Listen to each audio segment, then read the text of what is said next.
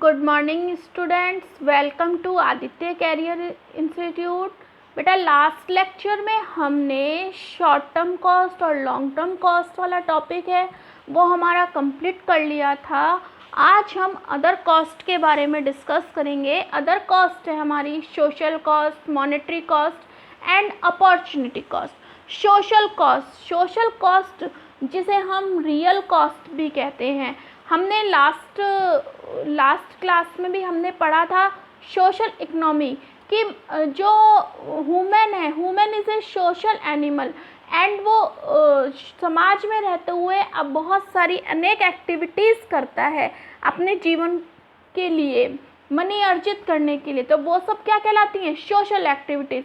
उसी तरह से एक ह्यूमन को सोशल कॉस्ट में वो सभी कॉस्ट इंक्लूड की जाती हैं इन इंक्लूड्स और sacrifices and difficulties borne by the social industries during the production. जो भी एक इंडस्ट्रीज होती हैं उनके द्वारा प्रोडक्शन के दौरान दी जाती हैं।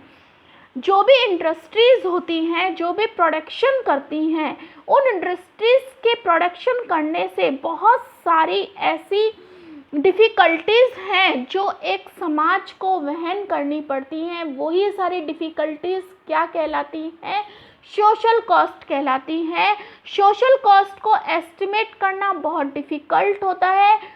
कौन कौन सी प्रॉब्लम्स क्रिएट होती हैं, जैसे pollution, loss of health, loss due to pollution, dust, smoke and noise. कोई भी इंडस्ट्रीज़ है, कोई भी हमारी जितनी भी डेवलपमेंट इन वो हैं पॉलिसीज़ हैं, उनसे जो भी प्रॉब्लम्स क्रिएट होती हैं, जो वो एक पब्लिक को वहन करनी पड़ती हैं, पब्लिक को सहन करनी पड़ती हैं, वो सभी क्या कहलाती हैं? हमारी सोशल कॉस्ट कहलाती हैं। सोशल कॉस्ट को एस्टिमेट करना कठिन होता है। नेक्स्ट आता है हमारा मॉनेटरी कॉस्ट।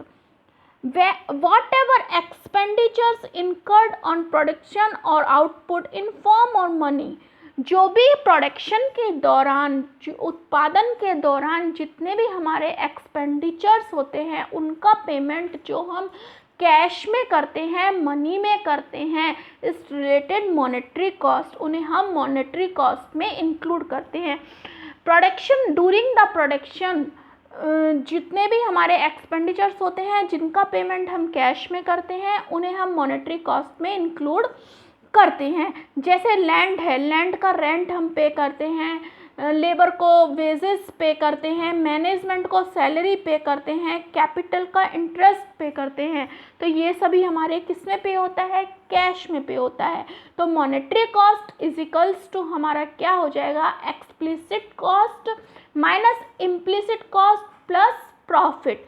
एक्सप्लिसिट कॉस्ट जिनको हम अपने अकाउंट्स में इंक्लूड करते हैं, इम्प्लिसिट कॉस्ट जिन कॉस्ट को हम अपने अकाउंट्स में इंक्लूड नहीं करते हैं, और किसको ऐड कर देंगे? हम प्रॉफिट को ऐड कर देंगे।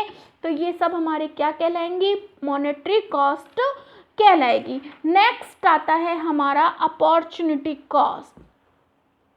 अपॉर्चुनिटी कॉस्ट जिसे हम अल्टरनेटिव कॉस्ट भी कहते हैं, this is also known as alternative cost. Opportunity cost is equal to the value of next alternative use which is sacrificed or given up. A firm in order to retain the services of factors has to pay a minimum amount which they could have earned in the best alternative use. This is called is opportunity cost. मान लीजिए हमारे यहाँ पर एक labour work कर रही है, हम उसे उस वर्क के 500 रुपीज़ पे कर रहे हैं और उसको अदर कहीं अन्य किसी स्थान पर इसी वर्क के 600 रुपीज़ मिल रहे हैं, तो वो हमारे यहाँ से काम छोड़कर जाना चाहेगा। तो हमें उसको अपने यहाँ काम पर रोकने के लिए वो 100 रुपीज़ एक्स्ट्रा पे करने पड़ेंगे।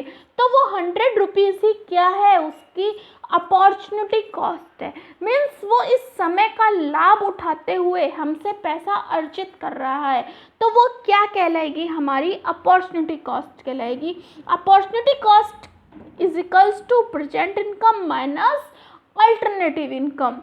तो जो उसको 500 के स्थान पर जो 600 रुपीज़ मिल रहे हैं, तो हमें एक्स्ट्रा कितना पे करना पड़ेगा, हमें उसे 100 रुपीज़ एक्स्ट्रा पे करने पड़ेंगे। तो वो 100 रुपीज़ ही क्या कहलाएंगे, अपॉर्चुनिटी कॉस्ट कहलाएंगे। तो clear students, social cost, opportunity cost and then monetary cost. तो आज आपका ये चैप्टर कंप्लीट होता है। इस चैप्टर से रिलेटेड आप लोगों की कोई भी प्रॉब्लम हो, आप मुझे कॉल करके पूछ सकते हैं। और सॉरी स्टूडेंट्स, कल मैं आपको नोट्स सेंड करना भूल गई थी, तो कल के नोट्स भी मैं आपको आज सेंड कर रही हूँ। Okay, thank you.